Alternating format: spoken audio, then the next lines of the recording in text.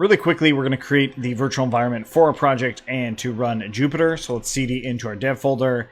We're going to make a directory called supercharged, and then I'll cd into supercharged, and then I'll do a pip env install Jupyter, and we'll go ahead and use Python 3.8. And I already have that installed and ready. After you do, pip env run Jupyter notebook. And now we're ready to go to the next part. All right, so let's talk about synchronous versus asynchronous code, and we're going to do it using the chess game analogy.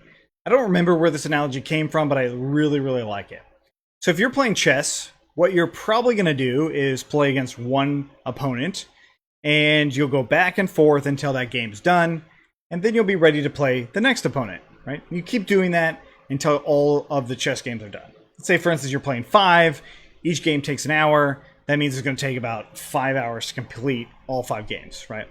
So the opposite of this, or another way to do this, if you're really good at chess, is to have all 5 of your opponents playing at the same time. They all sit down, and you just jump between games.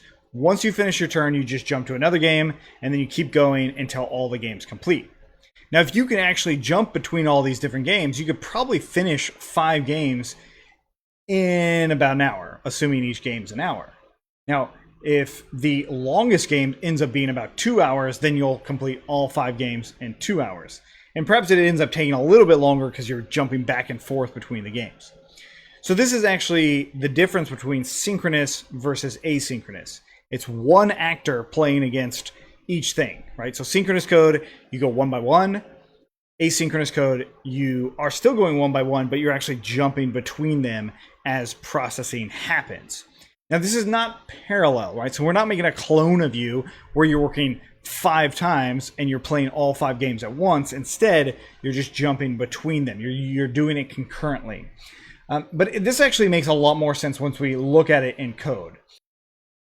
All right, so I'm going to give you the synchronous code first. Now, this should be pretty obvious as to what's going on here. We've got a function that just waits some time. Of course, this is to emulate actual processes running, and then we loop through each one of these iteration times to see roughly how long it takes, right? And actually, what we can use inside of Jupyter is this really cool magic function called time, just 2 parentheses, and that will actually give me the runtime of this cell.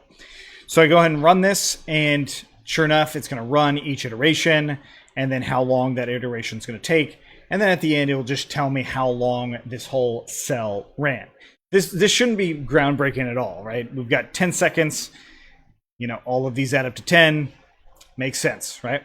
So how does this actually work in synchronous code? Well, what I'm going to do here is I'm actually going to copy this entire thing, paste it down here, and now we need to talk about how to actually write asynchronous code. It's incredibly simple.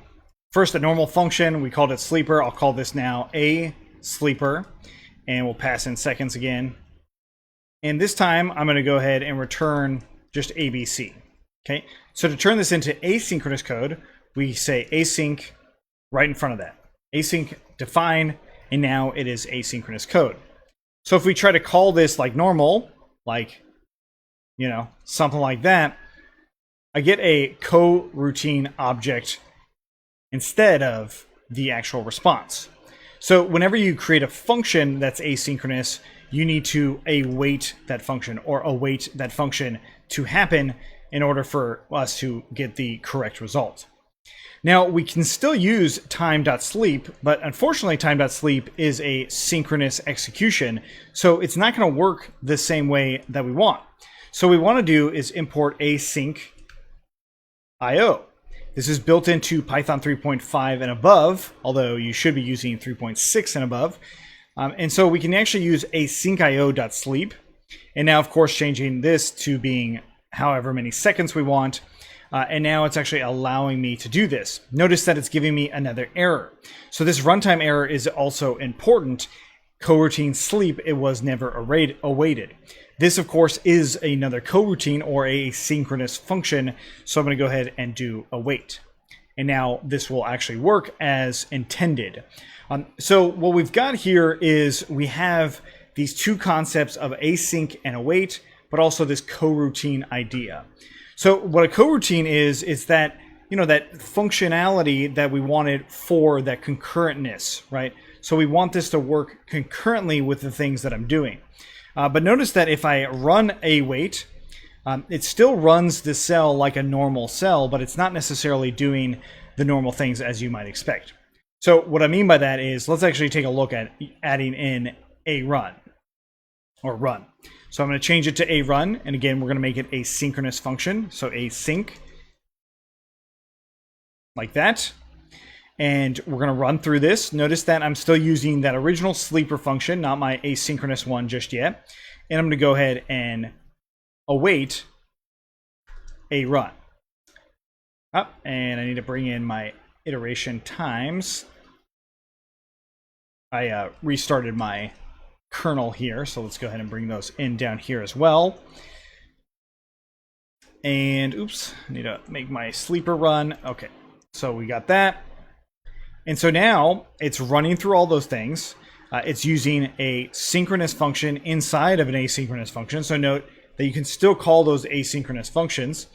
But let's go ahead and try it where we actually use our synchronous function. So we're going to call that synchronous function. And again, we'll use await there. And we'll run it. Oh, yes. So we want to have the same iteration things in here.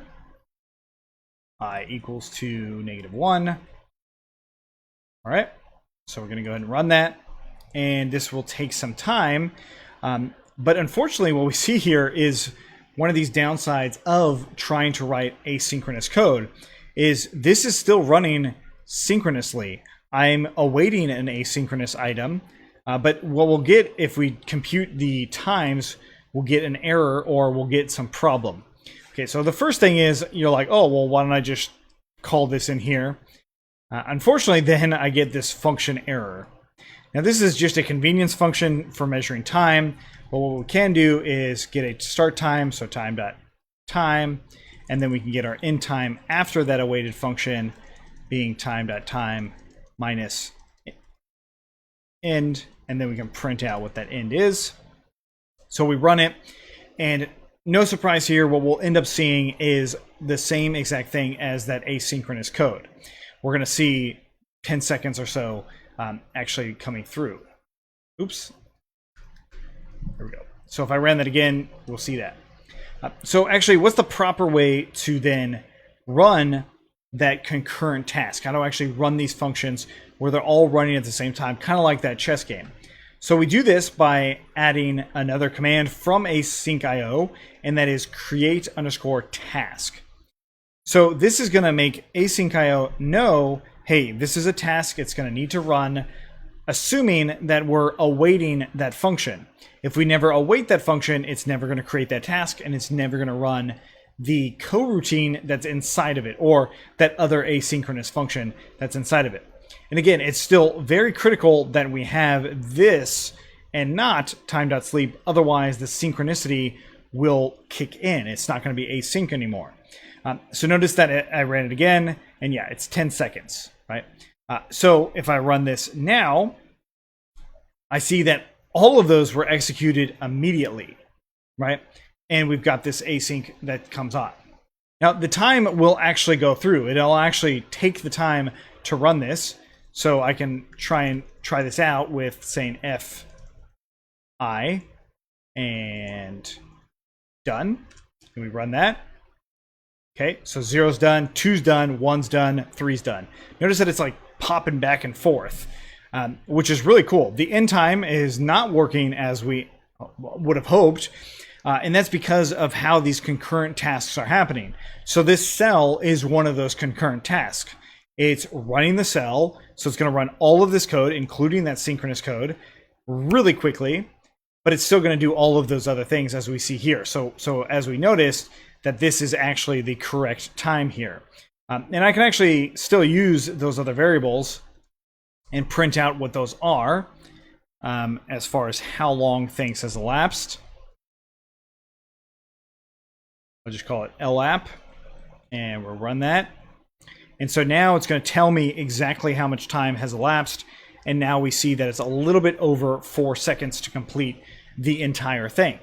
Now, this shouldn't be a huge surprise because the longest time I put on here was 4 seconds. If I change that one to 1 second, of course, the seemingly execution is going to happen really fast, but what happens on all of them is 3 seconds. Okay, so if this doesn't show you that writing asynchronous code is challenging, I don't know what's going to. It really is. You have to think through all sorts of things. But the key stuff, number one, to write asynchronous code, you have to write async in front of a function. To actually use that function or any asynchronous function, you use a await. An asynchronous function is also known as a coroutine because it's oscillating between the routines that happen. And then the other part is when you need to run a lot of tasks at once, you need to just create those tasks inside of there.